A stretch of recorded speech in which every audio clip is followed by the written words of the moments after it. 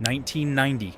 Hollywood's most dangerous man collapsed at a nursing home and couldn't speak when the ambulance arrived. The stroke stole his voice, paralyzed his right side, and left the strongest physical specimen in film history unable to move. For 4 years he lived in silence before dying at 80.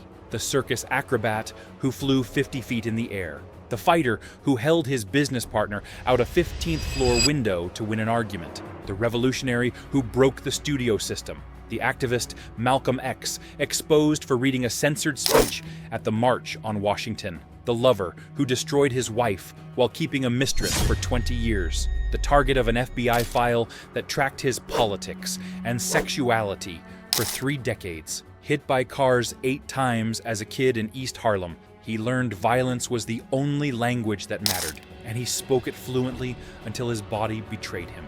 His name was Burt Lancaster, the man Hollywood couldn't destroy until his own flesh did the job. Today we tell his story. Number 1. Hit by cars 8 times and learning to fight in East Harlem streets. Burt and Stephen Lancaster arrived on November 2nd, 1913 at 209 East 106th Street in Manhattan's Irish section of East Harlem, a tough multi-ethnic neighborhood where survival meant learning violence early. James Lancaster worked as a postal worker with a rich tenor voice. Elizabeth Lancaster ruled the household as a strict disciplinarian who administered whippings when necessary. And young Burt spent most of his time on streets that didn't forgive weakness. Undersized until his teens, he was knocked down by automobiles, no fewer than 8 times. Once broke his nose falling from a fire escape, and quickly learned to use his fists before other kids could use theirs. He and his brothers shoveled snow,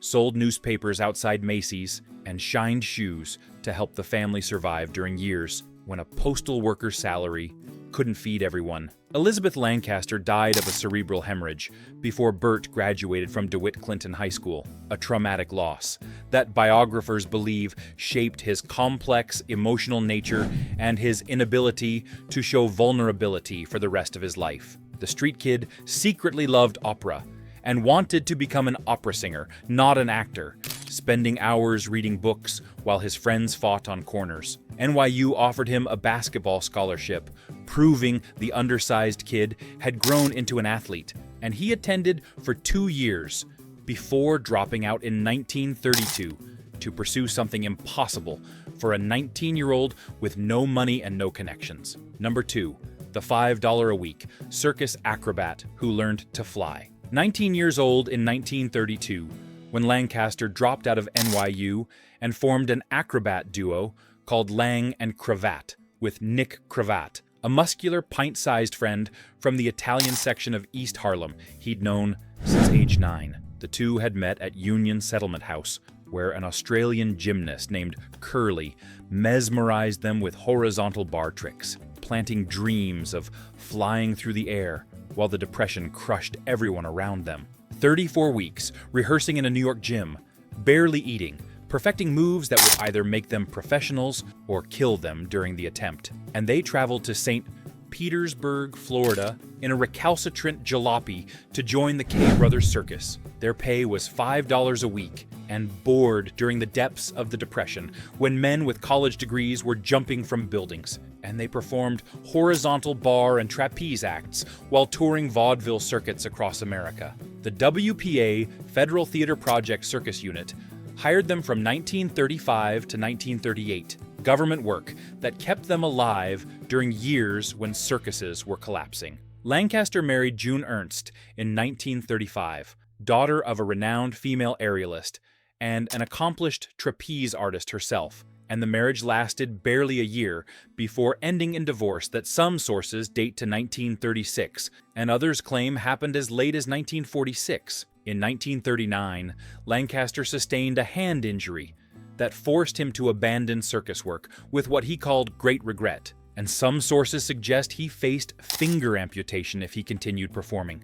Lang and Cravat ended as a professional act, but Nick Cravat remained Lancaster's closest friend for life, appearing in 9 films together and staying on Lancaster's payroll until both men died within a month of each other in 1994. Between circus and military service, Lancaster worked as a salesman for Marshall Field's department store, a firefighter, a singing waiter, a lingerie salesman, and a worker in a Chicago meatpacking plant. Jobs that kept him alive until the war took him to Italy and brought him back with a future nobody saw coming. Number 3. The elevator encounter at age 32 that launched everything. Lancaster's Hollywood discovery remains one of the most improbable chance encounters in film history, the kind of story that sounds fabricated, except everyone involved confirmed it happened exactly this way. After serving in the Army's 21st Special Services Division from 1943 to 1945, entertaining troops in Italy under General Mark Clark's Fifth Army, Lancaster returned to New York and visited his girlfriend Norma Anderson at work in the RCA building.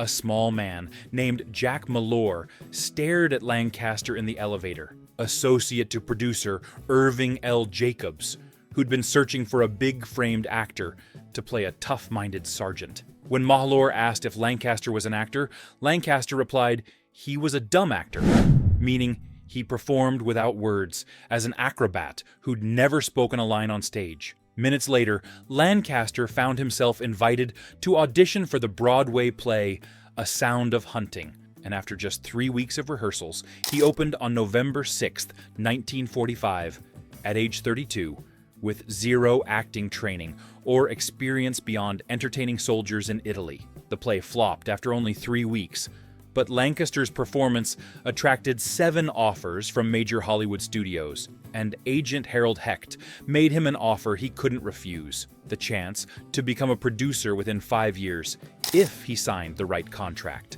January 8, 1946, marked Lancaster's signature with producer Hal Wallace on a non-exclusive contract, allowing him to make outside films, and The Killers released later that year to make Lancaster an overnight sensation at 32.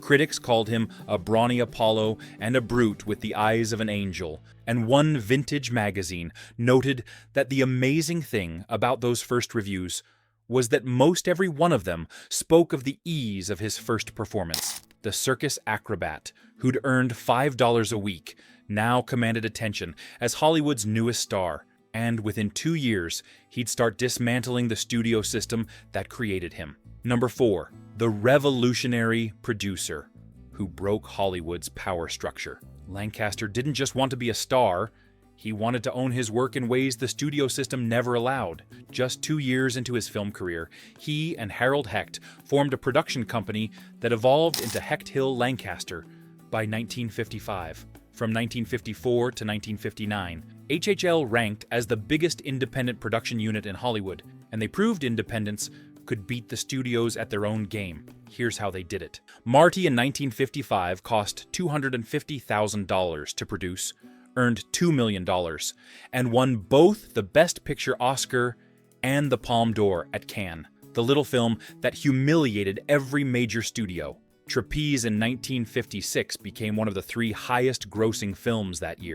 In 1954, HHL signed a $12 million distribution deal with United Artists for 7 films, and the money kept rolling in until it didn't. Sweet Smell of Success in 1957, now considered a masterpiece, lost over $1 million on release. The Unforgiven ballooned from $3 million to $5.5 million in budget overruns. By 1960, the company collapsed, forcing Lancaster to make 4 films at $150,000 per picture, 1/5 his normal fee, just to pay back United Artists. The revolutionary who broke the studio system discovered that independence meant betting everything, and when the bet failed, Hollywood made him pay. But losing money was nothing compared to what the FBI was writing down about him in secret files. Number 5. The FBI file that tracked his sex life and politics for 3 decades. January 1960. Police raided a millionaire's home and found a guest register with Lancaster's name alongside Rock Hudson at alleged orgies. J. Edgar Hoover personally labeled Lancaster a threat to U.S. security due to his sexual inclinations, and the surveillance that had started in 1948 now expanded into his bedroom. For almost 30 years, the FBI, LAPD, and Office of Naval Intelligence monitored Burt Lancaster's every move, building a file that wouldn't be revealed until 6 years after his death. Here's what they were tracking. In 1947, Lancaster was one of 26 movie stars who flew to Washington to protest HUAC hearings, and his production company employed blacklisted writers when doing so could destroy careers. Hoover received letters demanding he investigate Lancaster's films for communist propaganda. One claiming The Crimson Pirate contained a speech about workers that sounded like a commie plug. In 1957, Lancaster requested to meet Hoover personally, and Hoover refused in view of his subversive association, treating a Hollywood star like an enemy of the state. The investigation lasted 3 decades and found nothing. No Communist Party membership, no security threat, just a man who refused to stay silent during McCarthyism. In 2000, biographer Kate Buford obtained the FBI files through FOIA and revealed what the Bureau had documented about Lancaster's bisexuality and multiple gay relationships. Buford concluded he had so many gay friends that he was never going to say, "I'm not gay," because that implied being gay was somehow lesser. The FBI spent 30 years trying to destroy a man whose real crime was refusing to be intimidated. And intimidation was something Burt Lancaster understood better than anyone. Number 6. The March on Washington speech that Malcolm X exposed as censored. Lancaster wasn't just a Hollywood liberal who signed petitions. He put his career on the line when most actors stayed silent. The 1963 March on Washington brought Lancaster flying from Paris, where he was filming The Train, to join the march on August 28, 1963. And he became one of the few actors given the honor of speaking at the Lincoln Memorial, presenting a petition signed by 1,500 Americans supporting the civil rights movement. According to Malcolm X, in a late 1963 Detroit speech, Lancaster read the speech that James Baldwin was supposed to make because march organizers wouldn't let Baldwin get up there because they know Baldwin is liable to say anything. The fiery author's words were deemed too radical for national television, so they had a white movie star deliver a sanitized version instead. And Malcolm X exposed the hypocrisy to black audiences who deserved to know the truth. Lancaster and his wife Norma hosted a fundraiser for Martin Luther King Jr.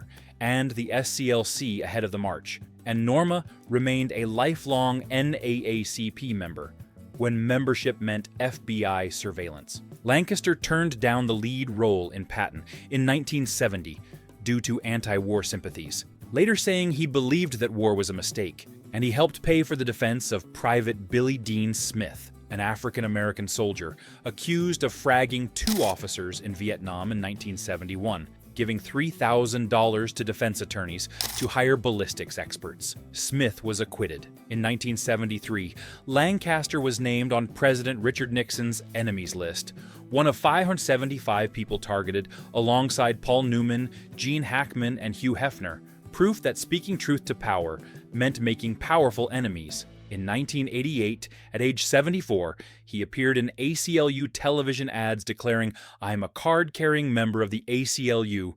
No one agrees with every single thing they've done, but no one can disagree with the guiding principle, with liberty and justice for all." The man who grew up fighting in East Harlem streets spent his Hollywood fortune fighting for people who couldn't fight for themselves. But when it came to fighting directors and co-stars, he used a different weapon entirely. Number 7. The 15th Floor Window and Other Tales of Terror from Hollywood's Scariest Star. Lancaster's reputation for physical intimidation became legendary among directors, actors, and crew members who lived to tell the stories. Director Alexander McKendrick told the most famous incident when Lancaster argued with his business partner Harold Hecht, described as a small, neurotic man. And when Hecht refused to give way, Lancaster picked him up by his lapels and held him out of the 15th floor office window. After a bit, Harold saw Burt's point of view, McKendrick recalled, with the dark humor of someone who'd witnessed genuine terror. Director Michael Winner, who made Lawman and Scorpio with Lancaster, reported that Lancaster tried to kill me 3 times, and he was still my dearest friend. And Lancaster once dragged him up screaming profanity before allegedly holding Winner over the edge of a cliff during filming. Winner was told by a colleague that it was a very good sign because Burt only threatens to kill his friends, which suggests the people he didn't threaten were in real danger. Here's why this mattered. Arthur Penn lasted 1 day as director on the train in 1964 before Lancaster fired him, wanting action instead of Penn's intimate art film, and Lancaster told screenwriter Walter Bernstein that Frankenheimer is a bit of a whore, but he'll do what I want. Alexander McKendrick was fired during The Devil's Disciple in 1959, and Fred Zinnemann, usually mild-mannered, finally snapped during From Here to Eternity and told Lancaster to go screw himself. The irony was that Montgomery Clift intimidated Lancaster during From Here to Eternity so much that in their first scene together, you can see Lancaster shaking. And Lancaster later admitted Clift had so much power, so much concentration, that even the toughest man in Hollywood felt weak. Crew members said, working with Lancaster felt like defusing a bomb. You never knew which personality would show up. Playwright Clifford Odets famously described Lancaster as having 7 distinct personalities: enigmatic Burt, cocksure Burt, wild man Burt, old father Burt, Mr. Hyde with cutting, searing cruelty, Marquis de Lancaster as a mincing gentleman, and Snake Oil Burt as a conman and rogue. Composer Elmer Bernstein gave the clearest warning when he said Burt was really scary. He was a dangerous guy. He had a short fuse, he was very physical, and you thought you might get punched out. The circus acrobat, who learned to fight at age 9 in East Harlem, never stopped using violence as his first language. But when the cameras rolled, he became something different entirely. Number 8. The beach scene, the Oscar win, and the villain nobody forgot. Lancaster's greatest performances arrived when he defied expectations and played against his tough guy image. In From Here to Eternity in 1953, the famous romantic scene with Deborah Kerr in the surf became one of cinema's most iconic images, and it was Lancaster's idea to play the love scene horizontally in the waves when the script had them standing. Censor Joseph Breen removed 4 seconds and demanded Kerr wear a skirt over her bathing suit, and the waves creating white foam over their bodies was considered scandalously erotic for 1953. The film won 8 Academy Awards,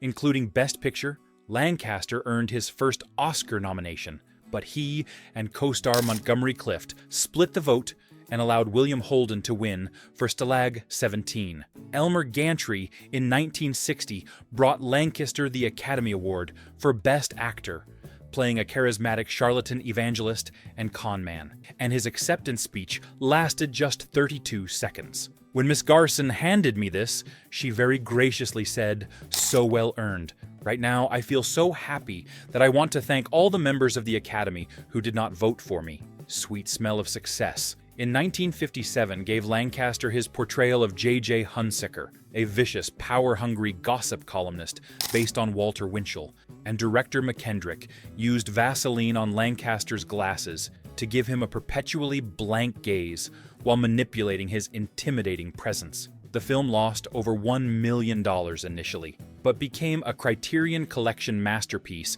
that film students still study. The Leopard in 1963 cast Lancaster as an Italian prince, and director Luchino Visconti initially rejected him, protesting, "Oh no, a cowboy." Lancaster immersed himself by reading the novel multiple times and researching with author Lampedusa's widow, later calling it my best work.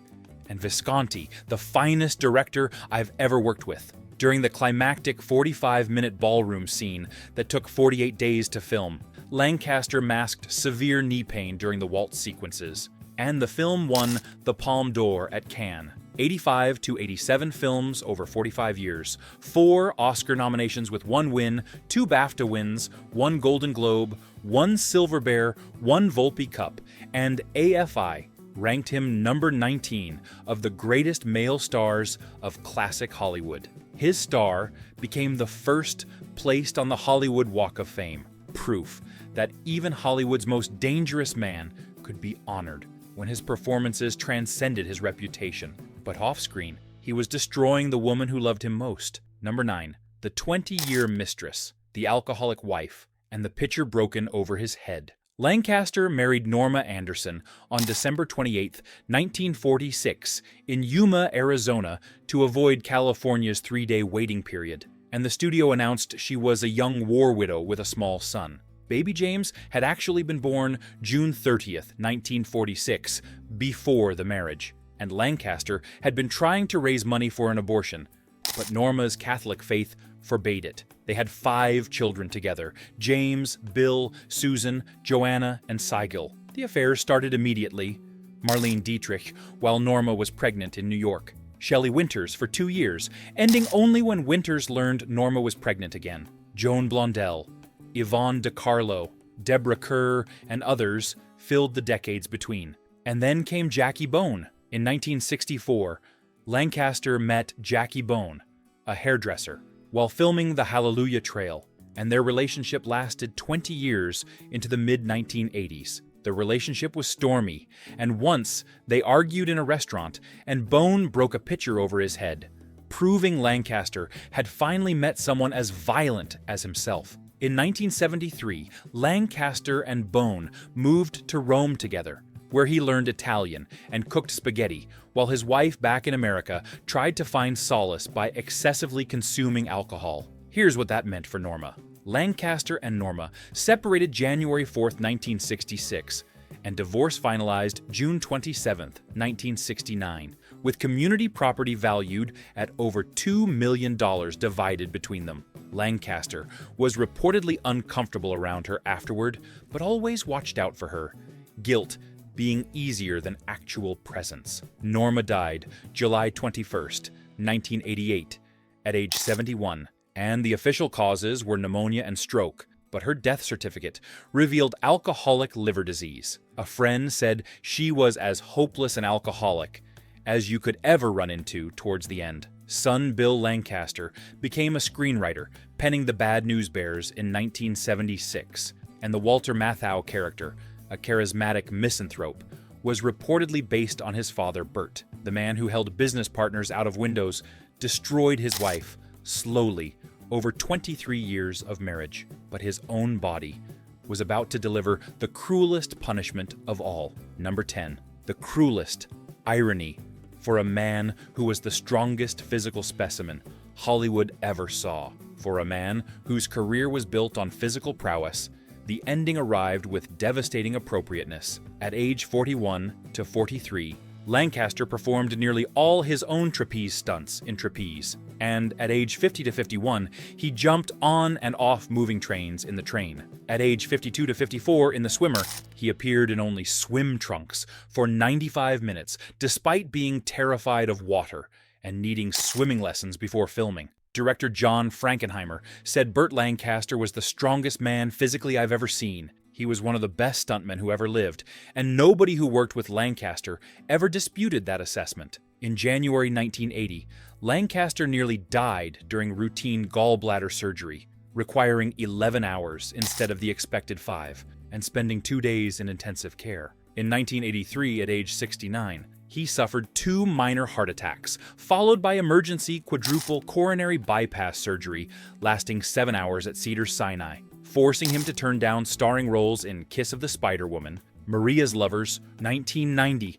Hollywood's most dangerous man collapsed at a nursing home and couldn't speak when the ambulance arrived. The stroke stole his voice, paralyzed his right side, and left the strongest physical specimen in film history unable to move. For 4 years he lived in silence before dying at 80. The circus acrobat who flew 50 feet in the air. The fighter who held his business partner out a 15th-floor window to win an argument. The revolutionary who broke the studio system. The activist Malcolm X, exposed for reading a censored speech at the March on Washington. The lover who destroyed his wife while keeping a mistress for 20 years. The target of an FBI file that tracked his politics and sexuality for 3 decades. Hit by cars 8 times as a kid in East Harlem, he learned violence was the only language that mattered, and he spoke it fluently until his body betrayed him. His name was Burt Lancaster, the man Hollywood couldn't destroy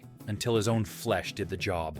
Today we tell his story. Number 1. Hit by cars 8 times and learning to fight in East Harlem streets. Burt and Stephen Lancaster arrived on November 2nd, 1913 at 209 East 106th Street in Manhattan's Irish section of East Harlem, a tough multi-ethnic neighborhood where survival meant learning violence early. James Lancaster worked as a postal worker with a rich tenor voice. Elizabeth Lancaster ruled the household as a strict disciplinarian who administered whippings when necessary. And young Burt spent most of his time on streets that didn't forgive weakness. Undersized until his teens, he was knocked down by automobiles, no fewer than 8 times. Once broke his nose falling from a fire escape, and quickly learned to use his fists before other kids could use theirs. He and his brothers shoveled snow, sold newspapers outside Macy's, and shined shoes to help the family survive during years when a postal worker's salary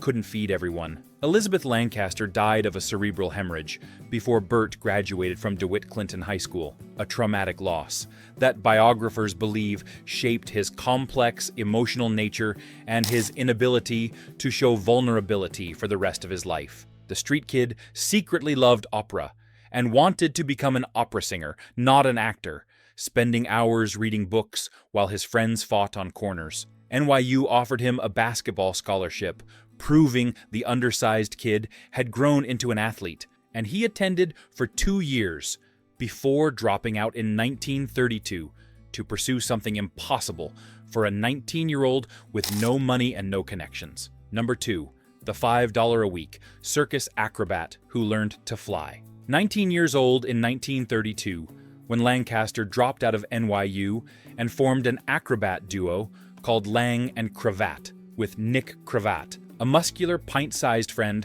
from the Italian section of East Harlem he'd known since age 9. The two had met at Union Settlement House, where an Australian gymnast named Curly mesmerized them with horizontal bar tricks, planting dreams of flying through the air while the depression crushed everyone around them. 34 weeks rehearsing in a New York gym, barely eating, perfecting moves that would either make them professionals or kill them during the attempt. And they traveled to St. Petersburg, Florida, in a recalcitrant jalopy to join the K Brothers circus. Their pay was $5 a week and board during the depths of the Depression, when men with college degrees were jumping from buildings.